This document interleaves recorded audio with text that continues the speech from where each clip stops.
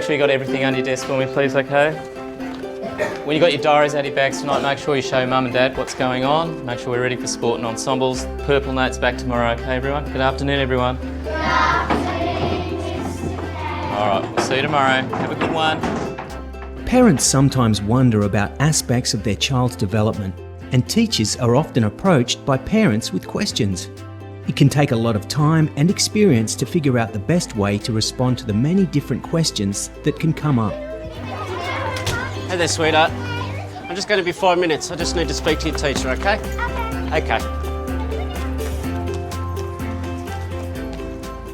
I received the SIB model from my lovely principal just before I was to do my parent teachers, so the week before I was about to start, so I got to run through that and sort of write down some notes on how I could go about answering some of the questions that parents might have. So it did help me to sort of figure out a structure on how to work with the parents and how to answer their questions and try and be as positive as I could, whereas being nervous on the other side but trying to hide that.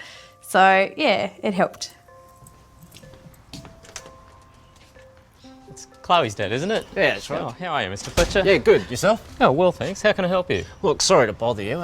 It's probably nothing. I'm just wondering how Chloe's been going in class. Sure. To assist staff, Kids Matter promotes a flexible model for communicating with parents. We call it the SIB model. It's a model you can use in any conversation that helps keep the relationship a priority by setting the scene for cooperation, identifying the parents' interests and needs, and exploring and brainstorming options for addressing their concerns or questions. It helps to set the scene for cooperation by clearly communicating an intention to work together on the parent's issue or concern. Phrases such as, "Thanks for coming to see me," "I'm sure we can work this out," or "I'm glad you've told me," are helpful ways to set the scene for cooperation. Right. How are you, Mr. Fletcher? Yeah, good. Yourself? Oh, well, thanks. How can I help? Sorry to trouble you. It's probably nothing. I'm just wondering how Chloe's been going in class. Sure. Well, look, quite all right. It's not trouble at all. It's good to hear. We get to meet before the interviews later on. Look, she's fine, actually. She's mixing well with the new peers, and if there's some questions that things that I put up on the board or things that we're talking about she doesn't understand, she's putting up a hand to ask. So Okay, I don't think she's reserved about participating. The next part of the SIB model is about identifying the interests of the parent and checking you've understood what they're needing correctly. No, look, she seems to be going quite well. Is there something particularly that's worrying you, or...? It's just, as I said, it's probably nothing. She just seems to have been a bit quiet lately at home. Sure. Well, look, she's not quiet in the class. I certainly don't mean she's talking too much or disruptive. She's participating well. She's a good part of the class. Is there something else that's... Well, I was just wondering maybe there might be something going on with her friends.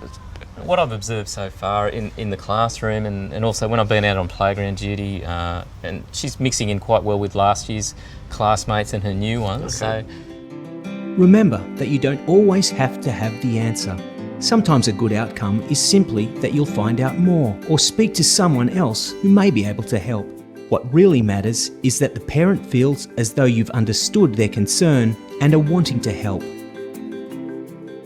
But look, having said that, sometimes kids can present here at school in very different ways to what they're willing to talk about at home, and maybe you've got more of the background that I do.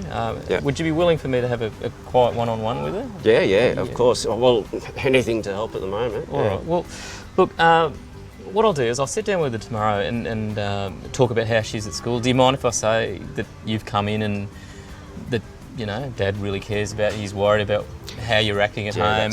That's more than fine. Yeah. Okay, well, look, I'll bring that up with her and I'll get back to you. Look, if there's a need for us to sort of delve in it, if there's anything we find out, we've got a whole range of support staff here with counsellors and some other special teachers, or if there's anything else involved, I'll let you know that we need it. Otherwise, look, I'll just talk to her tomorrow. We'll figure out what's going on, and then I'll give you a call if we need to meet, or we can have a phone conversation. We'll sort it out. Okay. So, the other thing I can do too is I've got some materials here that they're just good for parents. We're going to issue them later on, but I can send them home early. That's just about how as children get older in the later primary years, there's, you know, friendship groups change, and maybe she's just dealing with that. I don't know, but look, I'll send that home to you. If that's that'd be all right. great. Yeah. All right, look, I haven't got it with me now, sorry. So I've got to head off to a meeting, but I'll mail that home, and then you should have it in the next couple of days. Okay. All right. Good to meet you. Thank you. All right, catch you later. See ya.